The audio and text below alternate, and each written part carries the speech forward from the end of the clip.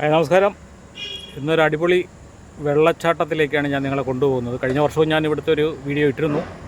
ചിറക്കര, നമ്മുടെ സ്വന്തം ഗ്രാമം ചിറക്കര ആയിരവല്ലി ക്ഷേത്രത്തിനോട് ചേർന്ന് ഒഴുകുന്ന അതിമനോഹരമായ വണ്ടികൾ വന്ന സൗണ്ടായി ഒന്നുകൂടെ പറയാം.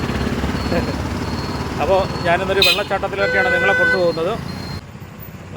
നമ്മുടെ ചിറക്കര ആയിരവല്ലി ക്ഷേത്രത്തിന് സമീപമായി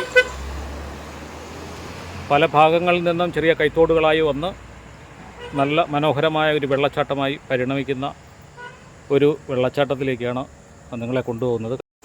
അപ്പോൾ ഈ കാലവർഷം ശക്തി പ്രാപിച്ചതോടുകൂടി ഇവിടുത്തെ വെള്ളത്തിൻ്റെ ഒഴുക്കും സ്പീഡും കൂടിയിട്ടുണ്ട്.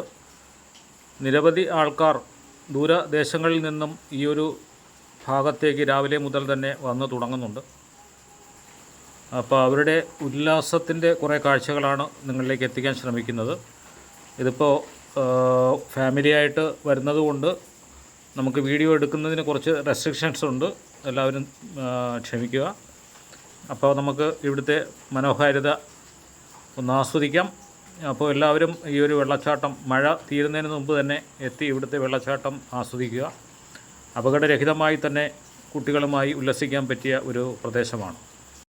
അപ്പോൾ വൈകുന്നേരമായതിനാൽ അമ്പലത്തിൽ അവിടെ ഭക്തിഗാനം ഇട്ടിരിക്കുന്നു. അതുകൊണ്ട് വെള്ളച്ചാട്ടത്തിൻ്റെ ആ കളകള ശബ്ദം ഇടാൻ പറ്റുന്നില്ല, കോപ്പിറൈറ്റ് കിട്ടും എന്നുള്ളതുകൊണ്ട്. എങ്ങനെയുണ്ട് എങ്ങനെയുണ്ട് നീന്തിയ എങ്ങനെയുണ്ട്, കൊള്ളാവോ? അടിപൊളിയാണോ? എന്താ പേരെന്തോ? എവിടുന്നാ വരുന്നേ? ചിറക്കരയാണോ? കൊള്ളാവോ വെള്ളം? നീന്തിയ? ആ, ഓക്കെ. അപ്പോൾ നമുക്കിനി ഒരു ചെറിയ മ്യൂസിക്കും കേട്ടുണ്ട് ഇതിൻ്റെ മനോഹാരിത ആസ്വദിക്കാം.